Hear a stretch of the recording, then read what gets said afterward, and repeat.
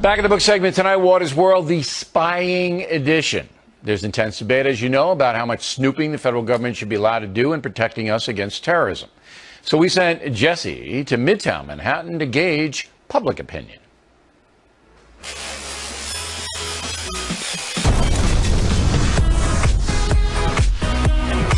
Are you a big Facebook guy?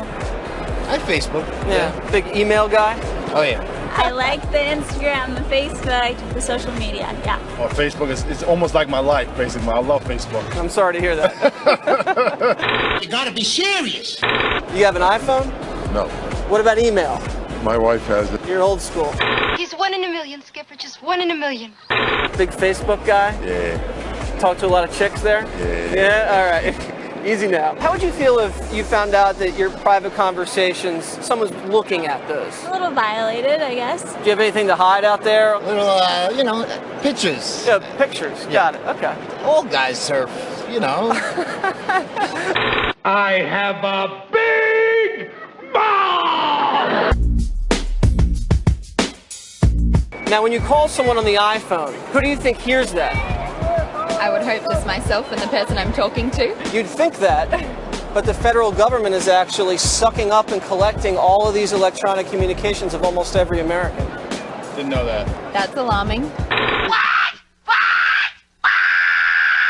As long as there's security for the country, Right. I guess do what you gotta do, right? Do what you gotta do. It makes you a little bit nervous with things like martial law. It feels like we can be overpowered at any moment, Come on, let's go hide someplace.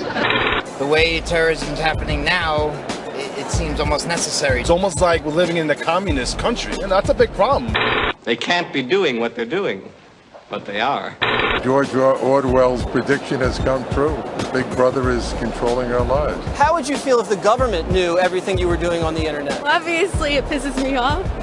I'm so mad I could jump. I mean, I'm a pretty clean-cut guy, except for the pictures I surf. That's the funniest thing I ever seen.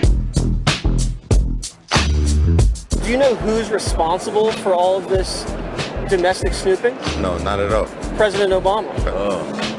Yeah, I voted for President Obama. He was very much put forward as this sort of really liberal, wholesome sort of guy, and now if he's doing some sort of cyber stalking, it's the wolf in sheep's clothing. Now, if President Bush was looking into people's Facebook and email, would you be upset? Yeah, I'd be even more upset. I think if it was President Bush, there would be calls to have him impeached. Did you ever watch The Factor? My dad watches it every evening. Bill O'Reilly, that's a powerful name. Do I watch him on occasion, but I really can't stand him. What's your favorite part of the show? Water's World, all the way. Would you say that again? I'm Waters, Okay. and this is my world here. Well, I'm glad you let me in your world, Waters. It's a wonderful personality. All right, how many people did you talk to? About a dozen. And how many people knew what was happening? Because this story broke this week. Yeah, I'd say 1 or 2 people had a clue of what was going on. That was it. So Well, 10%? Yeah, about 10%. It was just seeping in. But then when you tell them what's going on, they're shocked. Because a lot of young people, all they care about is Facebook and their iPhone. So if you come between that, they're going to march on Washington. I mean, young people are obsessed with technology, and that's a real thing in your hand. Yeah, but you'd have to have something concrete to tell them, and we don't really have that right now. But I'm surprised that more people didn't know, because that's Grand Central Station. That's a commuter place where people come in and out of New York City. When you talk to those people, they seemed, again, nice folks. They weren't very intense. They were this and that. Right. Did anybody get really upset when you told them, hey, they might be spying on you?